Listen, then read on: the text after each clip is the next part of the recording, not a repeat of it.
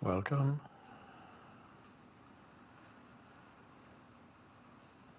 to our live meditation. Last Sunday, many of you couldn't get on, and that's why we are here again this time, this Sunday.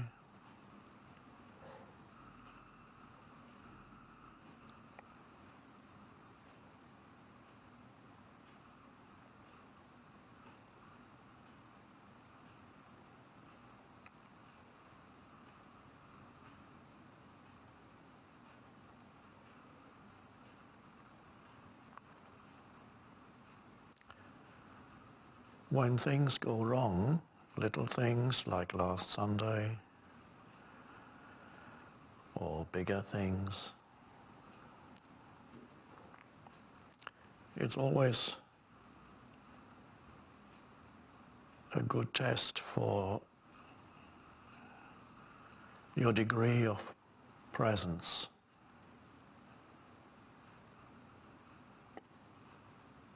So it gives you a reflection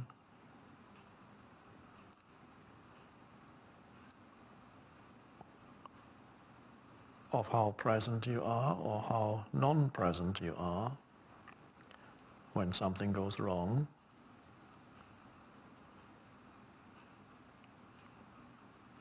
Is there, so you can look back, it might be the case with you, maybe not, if you look back to last Sunday.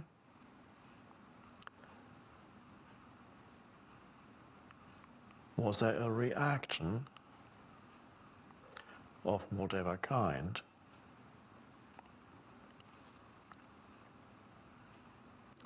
against what is? And what is was that Eckhart wasn't there.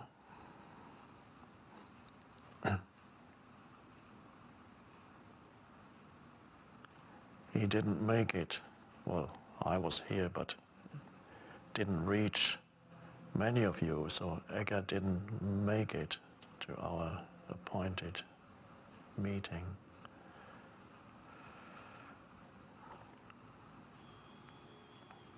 What was your mind saying?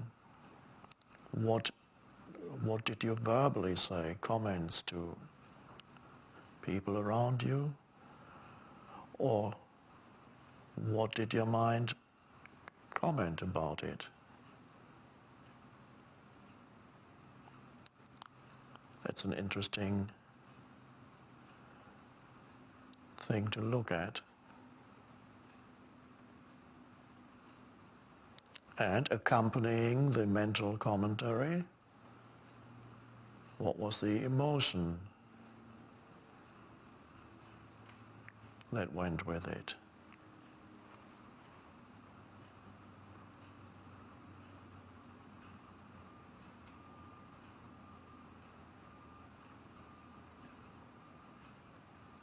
And some of you, I'm sure,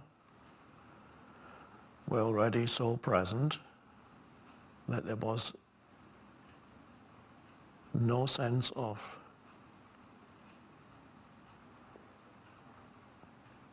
upset, disappointment, anger, irritation, some kind of mental complaint.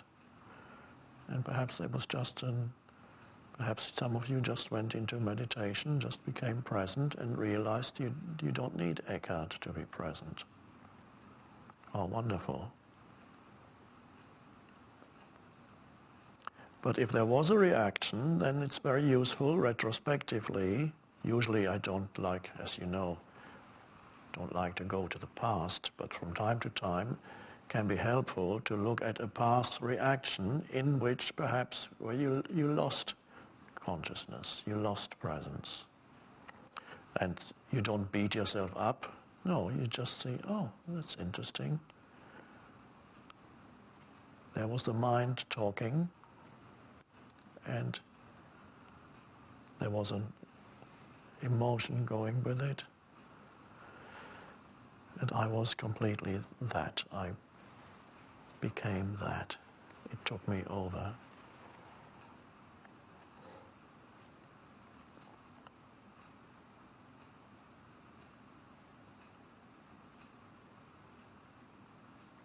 So whenever something goes wrong, big or small, you either react against it in one way or another. In other words, you are against what is ultimately a dysfunctional state, which in extreme forms becomes insanity.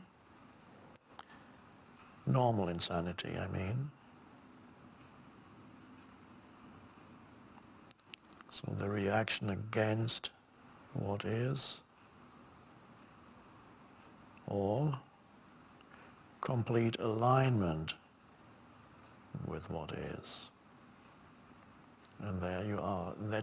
That means whenever something goes wrong, you either react or you go deeper into presence, deeper into yourself. You can notice that with little things. When little things go wrong, you go a little bit deeper to a place where you don't need the external to be this way or that way, because you already sense the fullness of life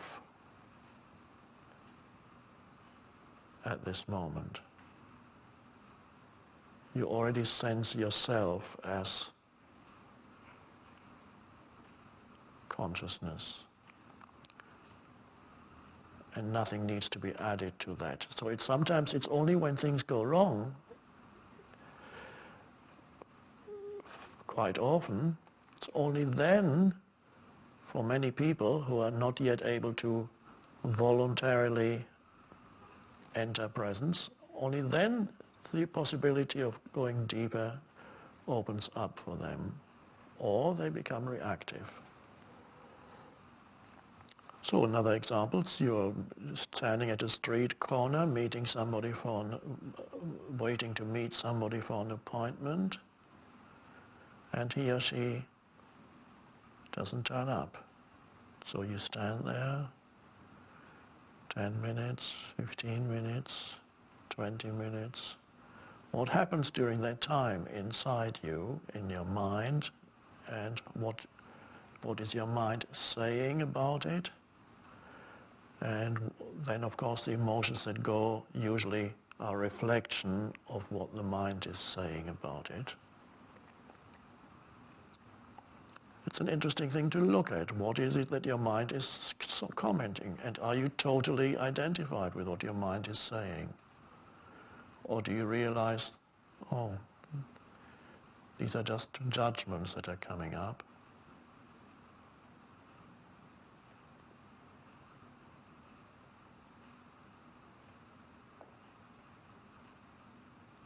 And there's the possibility, the opportunity for letting go of all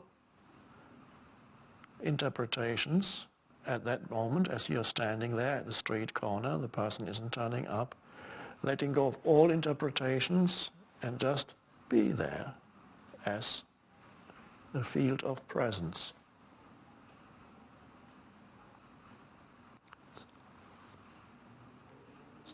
So to do that, you go deeper within, where whatever happens on the surface of life doesn't determine any longer your state of consciousness, your happiness or unhappiness.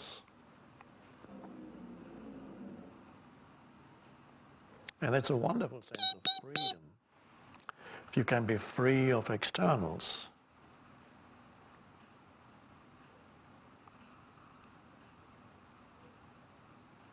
And then at some point you call the person and say, where are you, or where were you? And then there may be a perfectly reasonable explanation why he or she couldn't come, or in which case all your mental commentaries, which were perhaps negative, are revealed as totally invalid, totally inaccurate. It was a total misinterpretation. That's possible. Or it could be that your mental commentaries were justified and that person says, oh, I completely forgot, I was doing something else.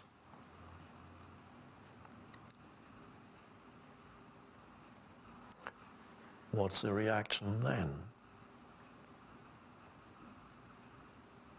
in you? Am I of so little importance to this person that he or she forgot about our appointment? That's an interesting thought. And that thought can lead to many other thoughts.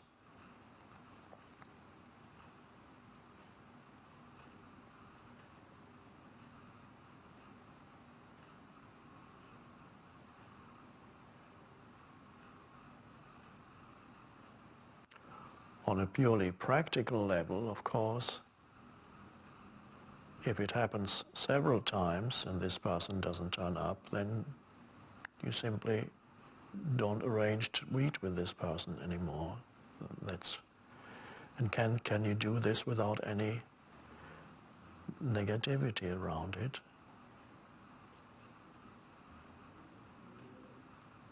That's just what is. A very powerful state to immediately be with what is. That's what is. Instead of mentally saying it shouldn't be, or strengthen your ego by complaining about it. Just the same as saying it shouldn't be.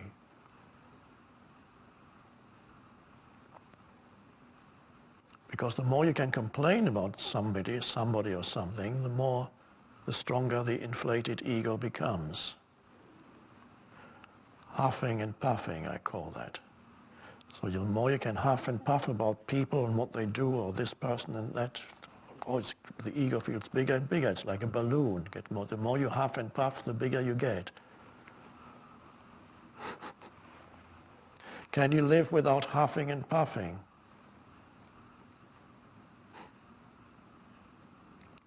Any complaining about others, what they do, what they fail to do, huffing and puffing. If you make a commentary in order to point something out so that something practical can be done about it, is a different matter. But huffing and puffing is not like that at all. It has nothing to do with changing the situation. What it changes is the way in which you deal with the situation, which becomes dysfunctional.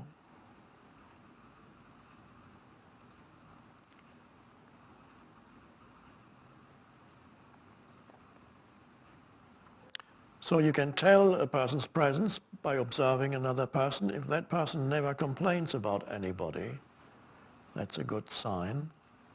Presence doesn't complain about anybody.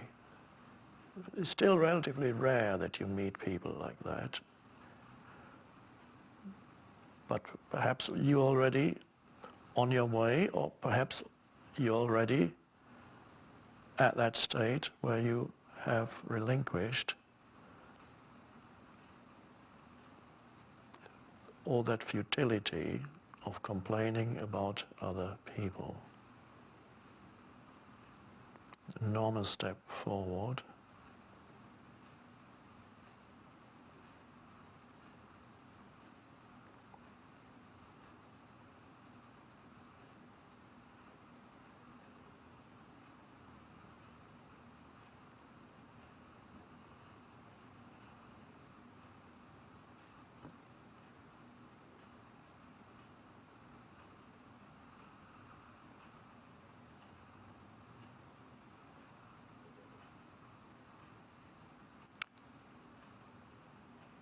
So let's welcome the many ways in which things can go wrong in your life.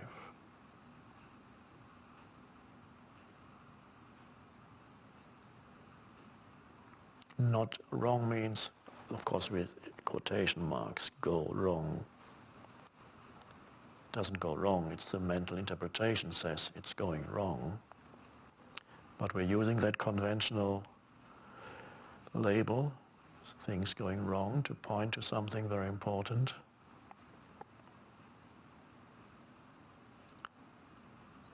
expectations are not being met, you're not getting what you want.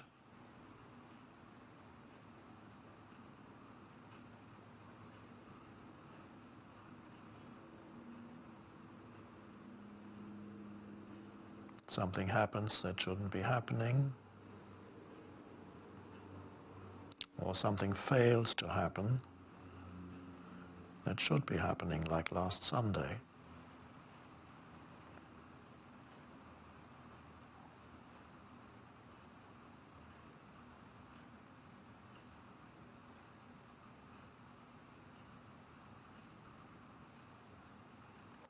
As you know, there are always two levels to this. I'm speaking and pointing out something that is helpful in your daily life. At the same time, there is an underlying presence here. So that's why we call it meditation. It's not a conventional meditation. But as I speak about becoming aware of a certain type of dysfunction, at the same time there's a presence there. So it works on two levels here. And that's also why the pauses are important when there are no words.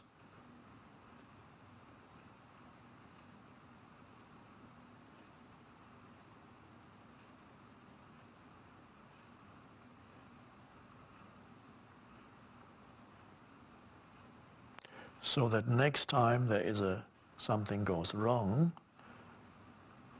little or small, little or big,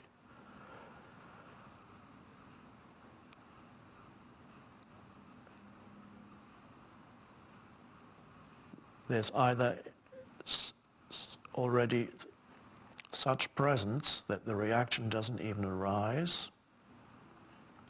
or there's a reaction and then there is the recognition immediately after, or a second after, or a minute after, there's the recognition that there is a reaction, and there's the recognition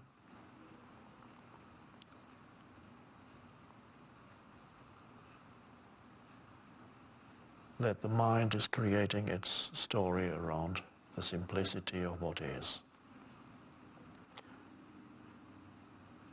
And there's the recognition that you don't need it, you're better off without it, you're more effective in what you do when you're free of that. So there's a choice of then being present instead of reactive. And then the reaction subsides and presence takes its place, arises, the reaction goes. And then that's an enormous thing when you suddenly realize in the very same situation, a minute ago you were upset and reactive and then recognized it. The recognition comes, of course, from heightened presence, and then you became the presence instead of the reaction. And then the reaction crumbles. And then in the very same situation, in that minute later, you're free of upset and you feel empowered.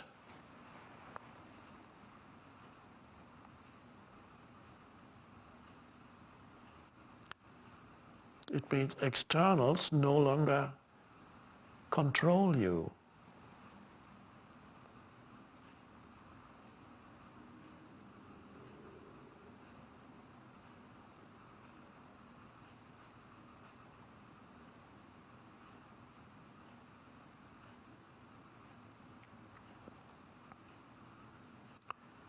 So, as I said, let's be grateful for all those occasions when things go wrong.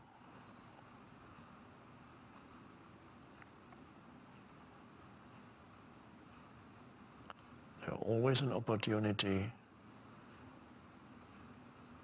for going deeper.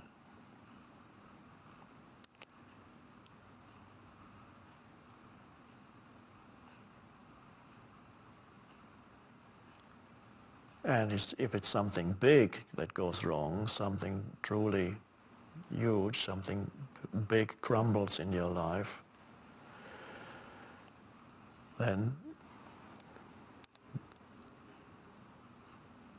you'll have to go even deeper, so the depth increases. When you just let go of a little upset, you go a little bit deeper. But when something big happens, some big loss in your life,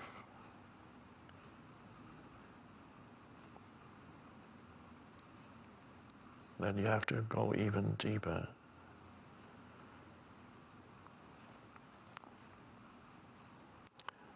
It's always miraculous to suddenly discover that you can be free of externals.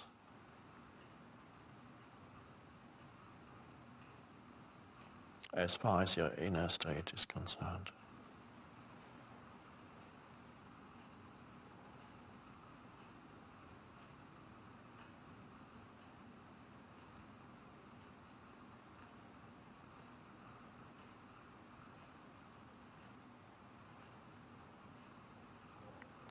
You see that freedom from reactivity in many Zen stories, the freedom from reactivity that Jesus, really the parable about turning the other cheek is about that. It's not practical advice on what to do if somebody hits you. It's a parable or analogy or whatever.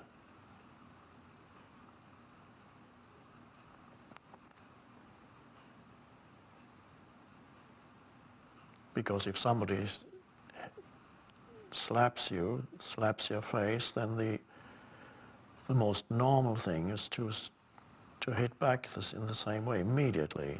So in other words, you're totally controlled by the other person's state of consciousness and actions.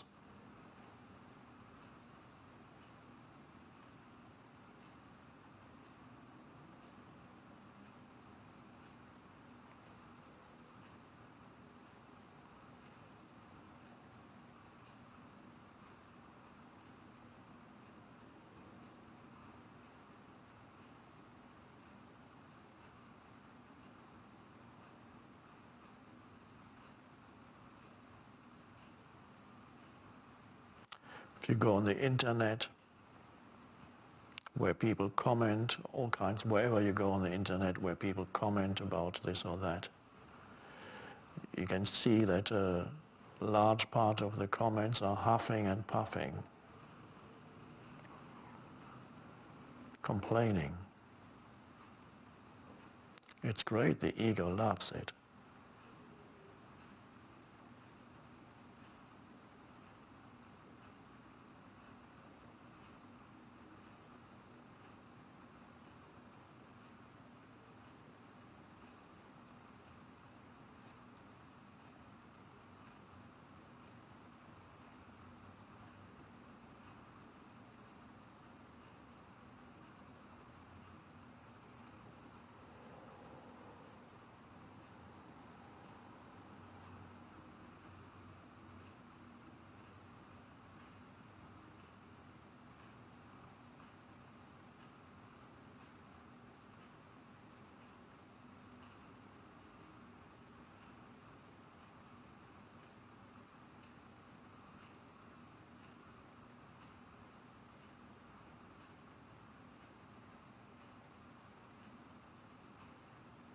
So what we're really saying then is that to live without imposing continuously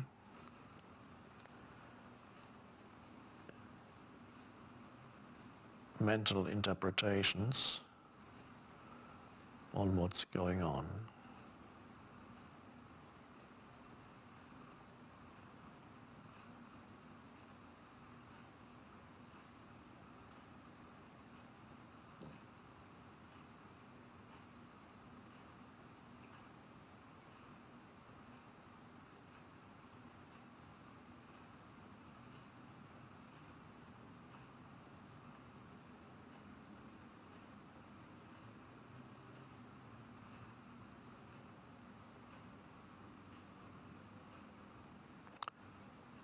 So it really means, of course,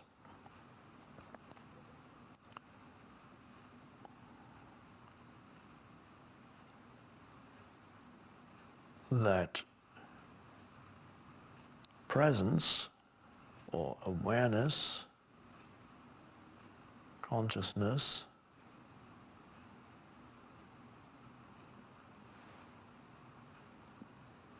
more and more takes the place of thinking. Thinking still has its place for certain things, it's necessary.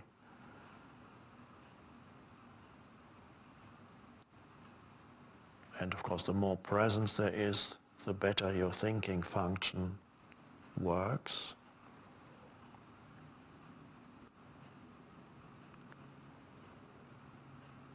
But a lot of the time,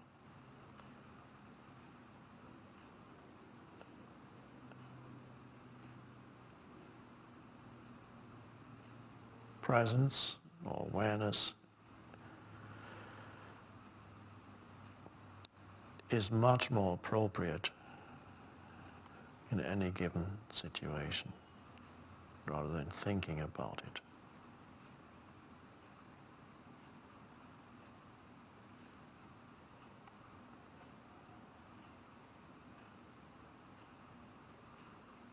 So we're shifting from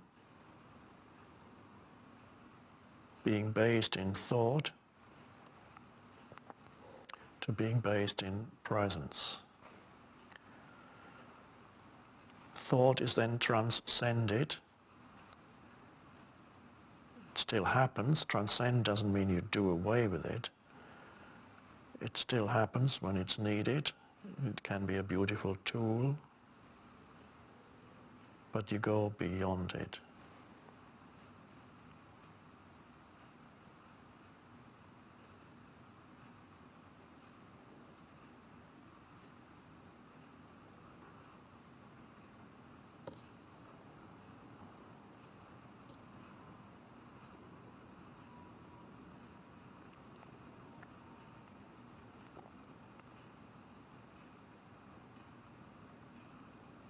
And really, the main reason why we are here, for example, doing our meditations, sitting together, is to go deeper into presence. Of course, yes, we also find out other things about dealing with the mind, as we've been talking about that today. But more fundamentally, we are here to deepen the presence, so that next time something goes wrong, which is probably quite soon, because little things tend to go wrong all the time, and I'm using conventional expression "go wrong," not because it doesn't mean nothing really goes wrong. Next time something goes wrong, discover your true power, which lies in non-reaction.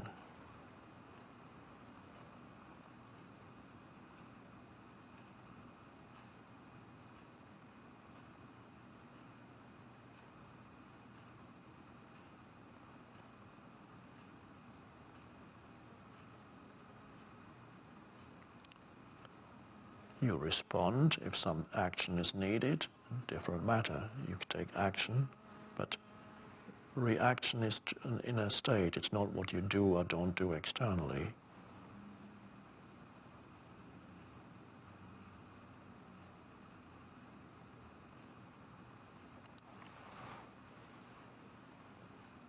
A fly is trying to land on my nose, wants to get a little taste of presence.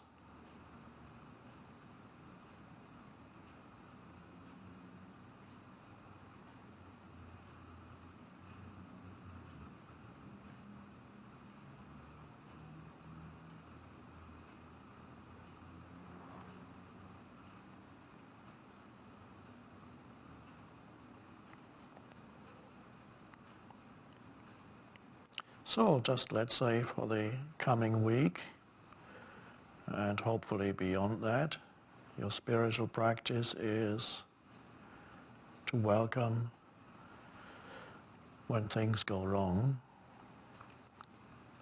and see if you can be free of interpretation.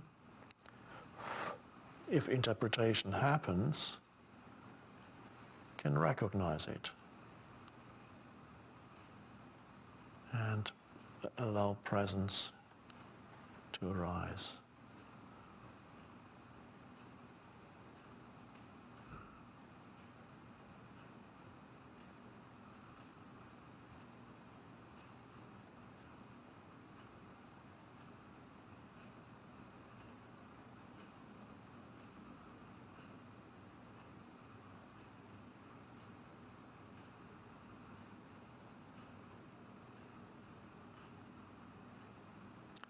So a little bit of presence is required when you miss your bus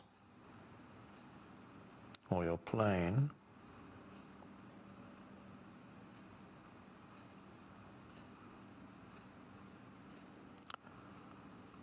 Much more presence, deeper presence, more intense presence is required when your partner suddenly says,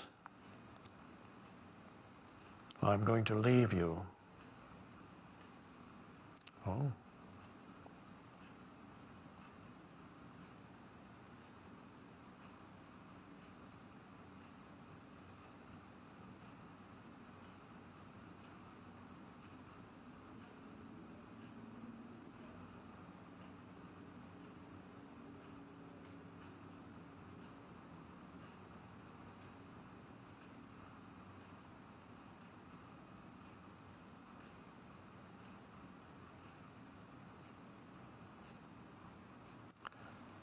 When something leaves you, something, someone,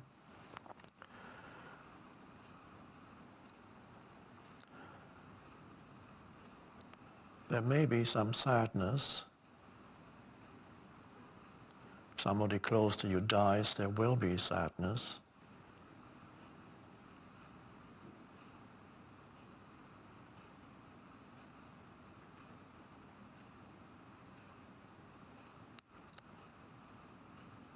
But if you're present underneath the sadness, you will feel peace.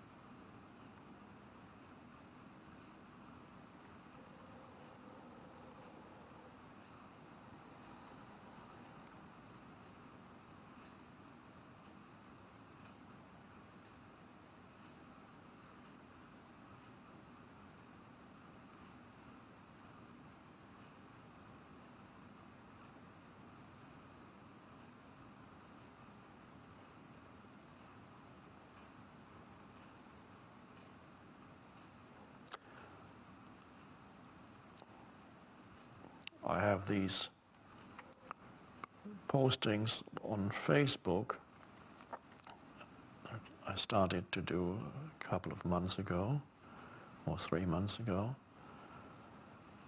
And the last one, if I remember correctly, was a quote from Leonard Cohen.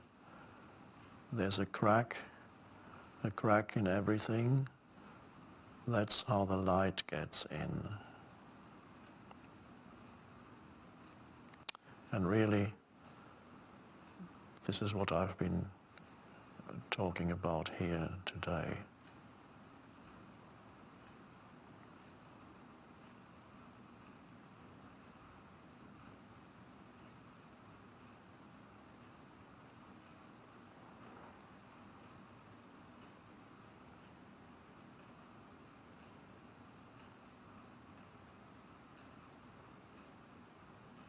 Thank you.